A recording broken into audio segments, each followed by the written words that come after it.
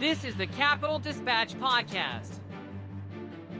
Welcome to the podcast. I was originally going to make this week's show about the recent public hearing on Connecticut Democrats' bill to protect libraries from book bans, but then this happened.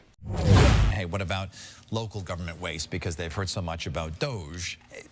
Do you see any waste in our state government spending? If you look, we're also spending $1.3 billion a year on services for people who are here illegally.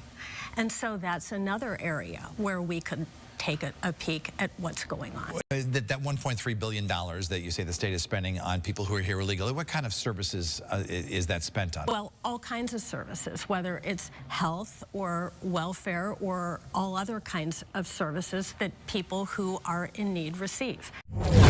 So lots to unpack there, but for the uninitiated, that report cited by the Yankee Institute came from the often inaccurate hate group FAIR. FAIR is an acronym for Federation of American Immigration Reform. So obviously, they don't actually care about immigrants.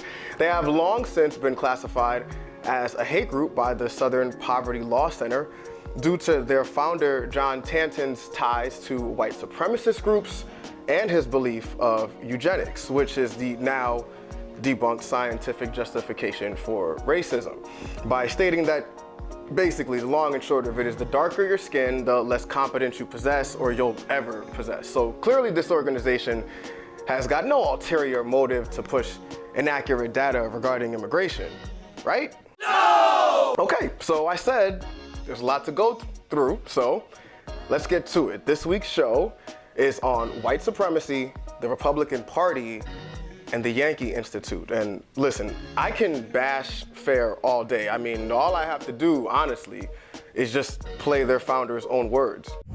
One of the main areas where you need some commonality is language. You need to be able to understand each other. We don't want to have to talk through an interpreter to find out what the other guy just said about me.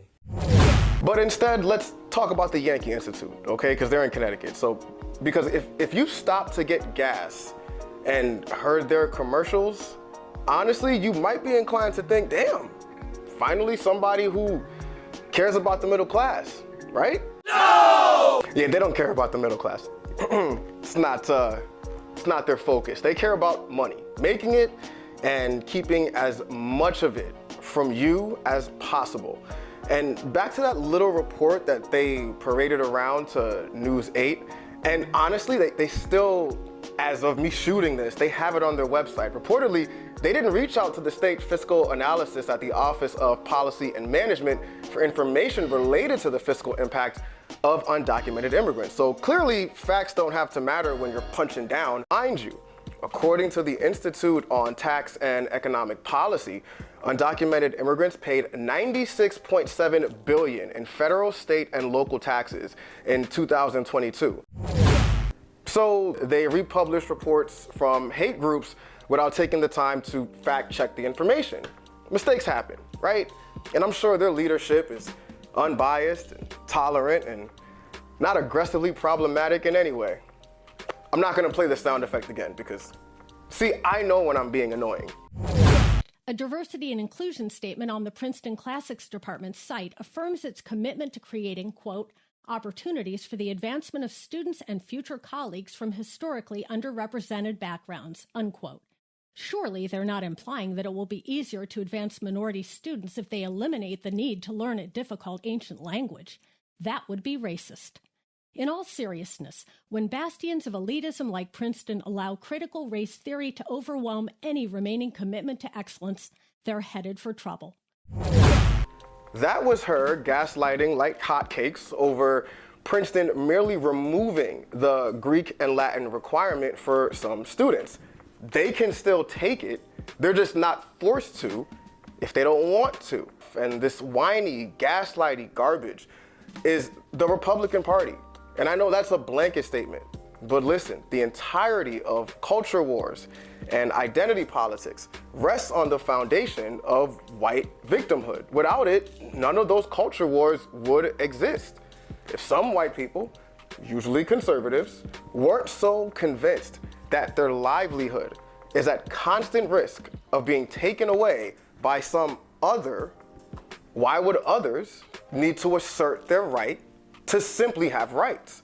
According to the conversation, white victimhood is usually speculative.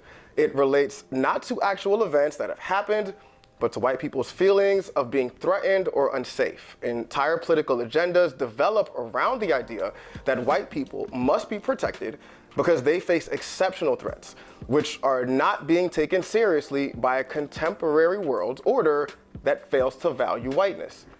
It's even a thing here in Connecticut. Check out this recent interaction between a Republican senator and Democratic Senator Gary Winfield on a bill that had protections for kids in school from ICE. I would much rather see us eliminate unlawful immigration to this country so that we can actually increase lawful immigration to this country. And I'm tired of having it thrown in my face that somehow, because I'm a Republican and a white man, that somehow I don't care about undocumented aliens in this state or this country. This is before us today as a so-called emergency. Can you, Mr. Chairman, cite for me a single example of a minor child being taken out of a school? I don't think that we should wait for that to happen. We have a responsibility to the folks in this state, including our children. It is not just about whether it's dangerous in the way that we generally conceive of danger. We generally talk about physical harm, that kind of thing. But you know what else is dangerous? It's dangerous to watch the potential case of what we are discussing right here, of one of these children being removed, and the trauma that would be inflicted upon our children. That is actual danger. This brings me to white supremacy, which is literally the heart of the adulterer-in-chief's immigration policy. It's not about the best and brightest. It's not about getting rid of criminals or any of that stuff. It's about hustling white people into getting distracted over fighting over crumbs with other groups of people while all the rich folks steal all the bread.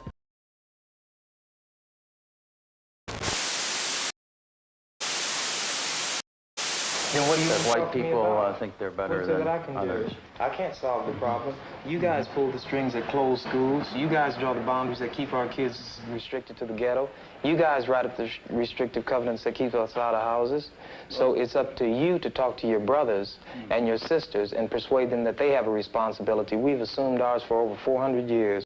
Content used on the pod comes courtesy of News 8, WPRI, Fox News, Town Hall Review, CTN, CBS, the Southern Poverty Law Center, and the documentary, A Time for Burning. This is a Capitol Dispatch special report. The Republican Party and Trump administration have continued their attacks on education, threatening to close the Department of Education and cut all federal funding. In the face of these reckless, un-American attacks, Hartford Federation of Teachers President Carol Gale and New Haven Federation of Teachers President Leslie Bluto have stood firm, advocating for children and families. They say these cuts would be devastating. Disastrous. Cut staffing positions. So this could be a loss of teachers and a loss of other staff in our schools. This would mean higher class sizes for kids. This would mean services for our more vulnerable students with special education needs. If IDEA is cut, those services could be cut. They say every public school and community will be negatively impacted by the GOP's inaction to stop Trump from doing this to American schools. And rural and urban schools will be hit especially hard. Because funds like the IDEA funds, the Title I funds, these were set up by the federal government to assist districts like Hartford. That Title I started as a result of Lyndon Johnson's experience as a teacher in Texas. He saw his students struggling to have their basic needs met. Despite the importance of education, funding it equitably and fully has remained an issue, placing schools and educators in the worst possible position to withstand proposed Republican-led budget cuts. Those two funds have never been fully funded. So we haven't been able to survive with the funding we do have. We can't afford to lose even a dime of the funding we do have. Right now in New Haven, we have a community schools grant that is helping make sure that we provide those wraparound services, those after-school programs. We have 40 schools with only 3 district libraries. Now, think about that. Making matters worse, Trump's immigration policy has led to lower school attendance as students stay home over fear of being deported by ICE. A lot of our members have spoken about that. Teachers are concerned for their students' sake. There's a lot of fear in our classrooms that ICE is going to come and take students away. From COVID closing schools in 2020 to Republican-led book bans reaching over 10,000 just last year, according to PEN America, and attacks on young people learning about different cultures and their own identity, Bluto says the mental health of students must remain a top priority. Students and families can be their own best self-advocates to make sure that every student, every school has at least one caring adult that they know they can go to if they are worried about their mental health, if they have a friend who they know is staying home. So make sure, parents, caregivers, and students, that you can name that one caring adult in your school that you can maintain that open communication with. Braving the cold to voice their discontent with Elon Musk, Doge, and the Trump administration. And both Bluto and Gale say, now is the time to stand up and fight back. And we have a duty to be participating civically. And I know in Connecticut, our representatives are with us on this. Yeah. And they still need to hear from us. We also have to go out to the streets. So for example, New Haven Federation of Teachers and our coalition partners, we're organizing with our national union a march on March 4th. Why March 4th? We are going to March 4th. We're going to start at Gateway Community College. There's public parking lots right there at Gateway. We're going to assemble, hear from some speakers from Gateway. We're going to march to the New Haven Green, hear from some additional students and parents, caregivers on the Green, and remind our community that we are doing something to resist these attacks on public education.